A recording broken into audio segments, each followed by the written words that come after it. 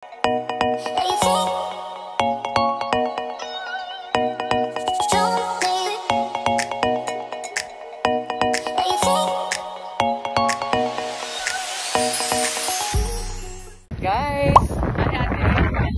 kuya. So, sinamahan ako ng mag-asawa dahil bumalik ako dito sa Bicester para mag-shopping ulit. Ayan, yan yung kama-tama. Pag binili ko yung Lecroset, iwan ko muna dyan kasi mabigat. Oo. Pwede ba yun? Oo. Barba kayo, opak, laban. Colored to. Si Don. Grabe na.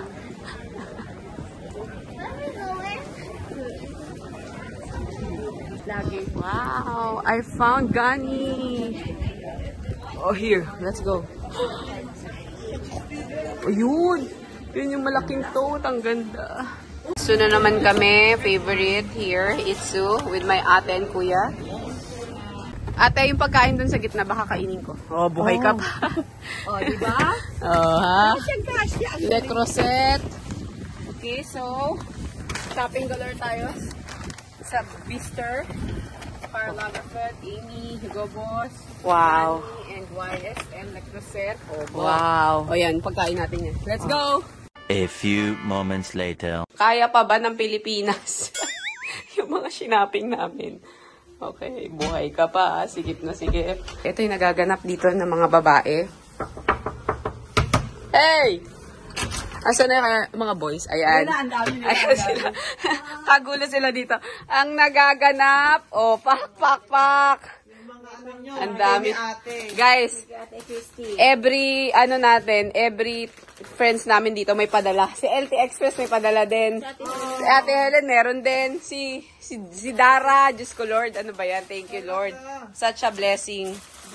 Sobrang blessing. Dagan, ang dami nagbigay sa amin ng chocolates, pasalubong. My goodness. Starting to pack stuff.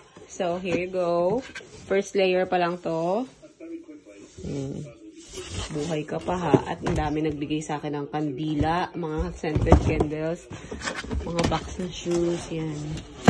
Okay, so, prime drink, and mga, eto bigay ni Ate LT Express, Ate Jana, ang daming padala.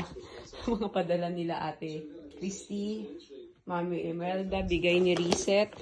Diyos ko Lord, ang dami. LT Express, thank you so much for my Mega Box. So, LT Express. Mega Box yan. So, I'm packing my bags now. So, lalagyan na natin ng details. Tinabigay ko muna, but yay, thank you so much, LT Express. Kabayan, cargo kita. So, guys, ito naman ang box ng mga boys. Lalagyan natin ng sticker ng PBA Moto Club. Ayan, LT Express and PBA Moto Club collaboration here in United Kingdom. Ito ang box nila Jerwin, nila Rico, at ni Makmak. Ito kami magpalamig dito ng drinks, nasa labas ng bintana. Okay, so, nakapack na kami ng gamit namin. We're ready for Paris. And guess what? Cheneng!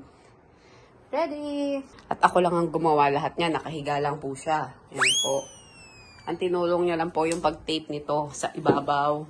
Ako na po lahat ang nag-ayos. Ganyan po siyang kasenyorito. Guys, ayan na. Sa LT Express, ang ating mga kabayan ang pumipick up ng ating cargo box. Kabayan, cargo kita! Ganon. Bigat ba? Pero puro Lecroset laman yan eh. Ayun eh, puro mga damit lang yun eh. Tsaka ano.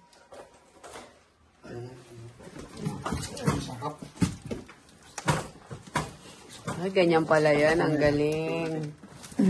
Oh ha, ganyan silang kaingat, guys. Kaya nyo yan ipatong o babalikan nyo?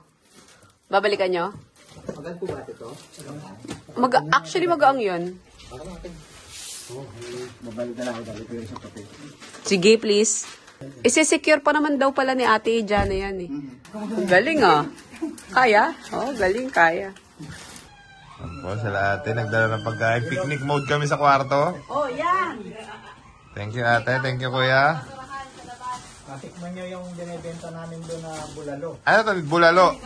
Oh, favorite yan. Saka steam na isda. Saka perfect po yan sa weather dito. Kami dito sa room. Picnic kami. Ay, sorry. Ilalabas ko yung mga... Ay, pasok na! Tita, yung bulalo mo, the best bulalo I ever tasted. Oh, thank you. Sarap ng bulalo mo, ate. Paano mo nagawa yung ganyang bulalo? Secret. Okay, secret daw. Walang makakalam. Ang barbecue namin masarap. Saan nila pwedeng makatikman to? Sa Brunei. Sa Punta pala sila Brunei ng at Brunei. saka Dito, sa ano? sa UK. Sa UK, sa akin lang. Ano ang place? Anong name? Chelsea Angel. Chel- Chelsea Angel, Okay. Tuting Broadway. Tuting Broadway. Tuting Broadway sa Chelsea Angel. Mga Pinoy. Bisitahin nyo po yung mga kapwa natin Pinoy. The best bulalo. Pag hindi masarap, money back guaranteed. Dahil ako, kumpiyansa ako, masarap talaga. Yung kanyang yung barbecue namin masarap din. Try nyo po mga kamising. Grabe po ang pagmamahal ng mga kapwa Pinoy natin dito. Kuya, thank you so much. Ganito na po kami dito, wala nang makain, niladala na po kami sa So, hotel. ito po na-miss namin ng Filipino food.